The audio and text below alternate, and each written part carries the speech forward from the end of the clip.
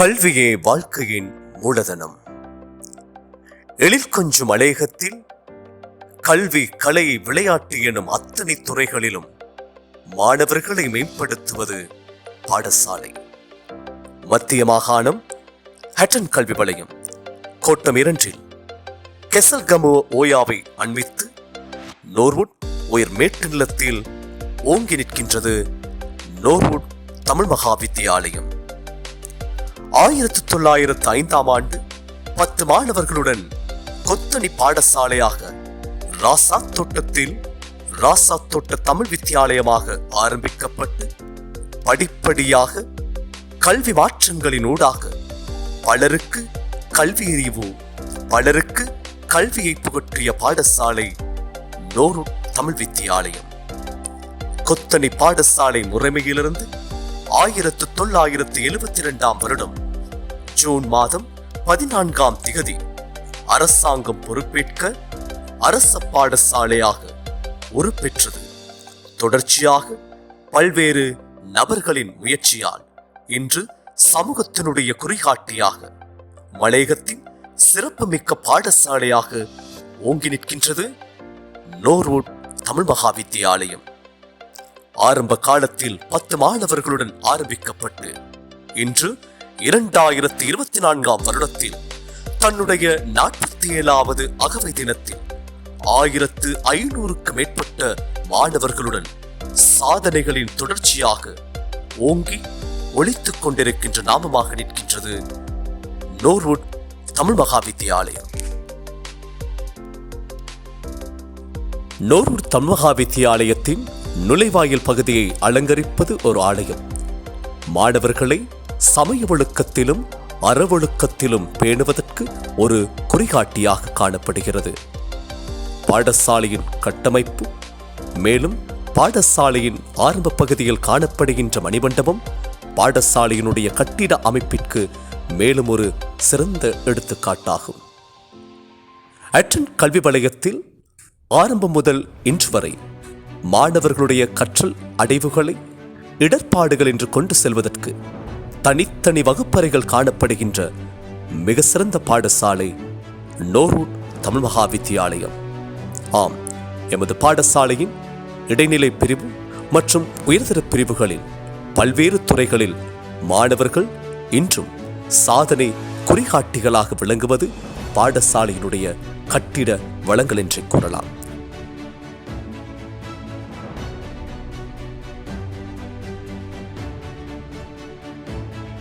எமது பாடசாலையில் காணப்படுகின்ற உயர்தர பிரிவுகளில் கலைப்பிரிவு, நுண்கலை பிரிவு, வணிகப் பிரிவு, பொறியியல் தொழில்நுட்ப பிரிவு, உயிர் முறைமைகள் பிரிவு மற்றும் 13 வருட உத்தரவாத கல்வியுடன் விசேட பிரிவுகளாக விசேட கல்வி பிரிவு, விளையாட்டு பிரிவு, நடன சங்கீத பிரிவு, விவசாய பிரிவு மற்றும் மணிப்பொருளியல் பிரிவுடன் இன்னும் ஏராளமான துறைகள் பாடசாலையினுடைய கற்றலில் மேலும் அழகு சேர்க்கின்றது.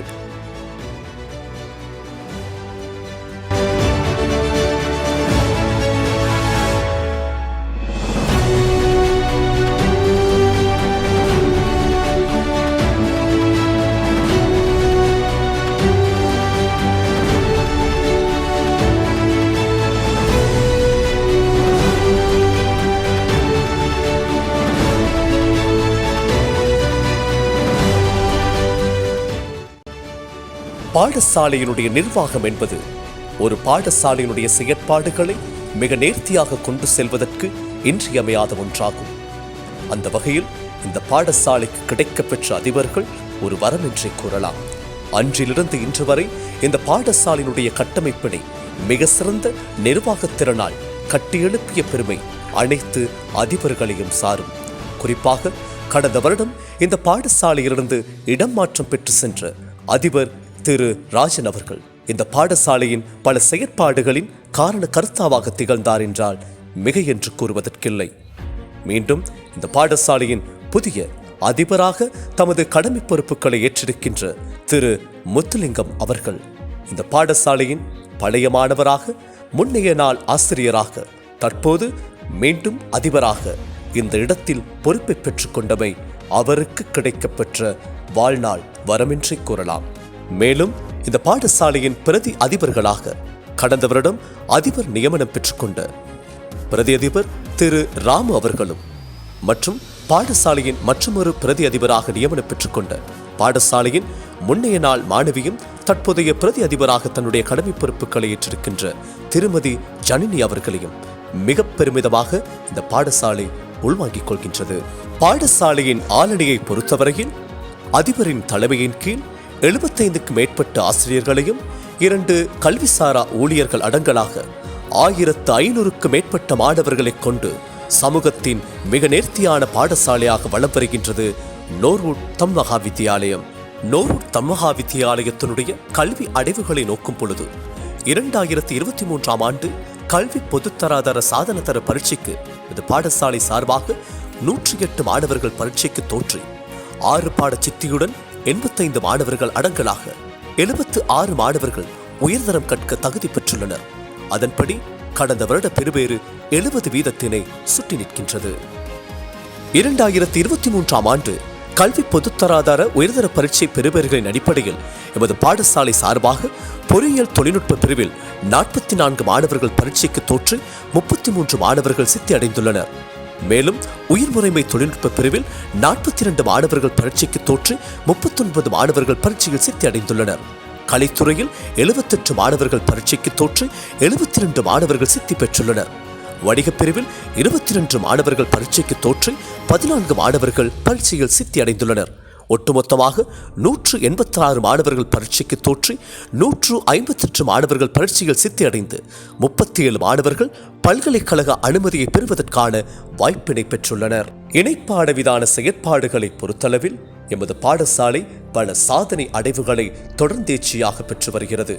அதன் அடிப்படையில் இவ்வருடம் இடம்பெற்ற வளையமட்ட போட்டிகளில் 400 மீட்டர், 5000 மீட்டர் மற்றும் எல்லே உதைப்பந்தாட்ட போட்டிகளில் மாகாண மற்றும் தேசிய மட்ட போட்டிகளுக்கு தெரிவு செய்யப்பட்டிருக்கின்றமை விளையாட்டுத் துறையில் எமது பாடசாலை மாணவர்கள் கொண்டிருக்கின்ற பங்கு பற்றுதலையும் அதனுடைய தீவிர தன்மையையும் வெளிப்படுத்தி நிற்கின்றது.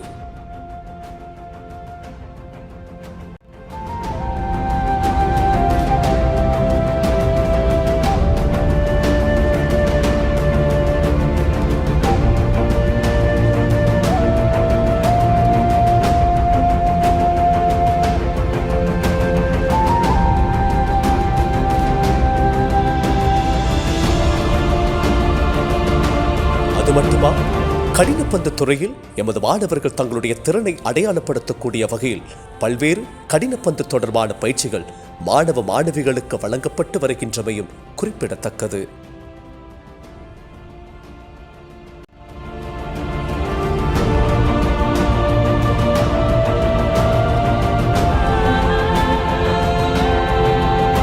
நோர்வுட் தம் மகா வித்தியாலயத்தில் கடந்த 46வது அகவை தினத்திலிருந்து இன்று வரையில் இந்த பாடசாலையில் இடம்பெற்ற சில முக்கியமான தருணங்களை தொடர்ச்சியாக இந்த காணொளியில் கண்டுகளிக்கலாம்.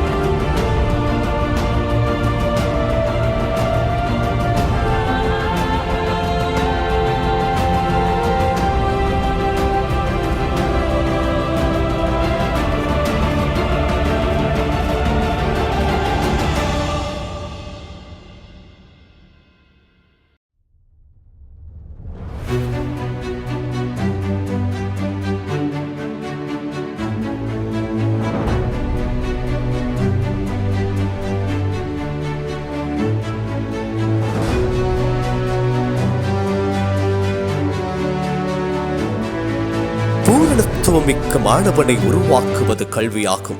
அந்த வகையில் நோரூட் பிரதேசத்தில் 47 வருடங்களுக்கு மேலாக மிக சிறந்த கல்விப் பணியை ஆற்றி மாணவர்களை சமூகத்தில் இயைந்து வாழ்வதற்கு தேவையான அடிப்படை அறிவினையும் திறமையினையும் வளர்த்து இன்று 47வது அகவை தினத்தில் பெருமை கொள்கின்றது நோரூட் தம்மகா வித்தியாலயம். வாழ்த்துக்களுடன் கல்வி நிர்வாகப் பிரிவு, ஆசிரியர்கள், மாணவர்கள், பழைய மாணவர்கள் மற்றும் பெற்றோர்கள்.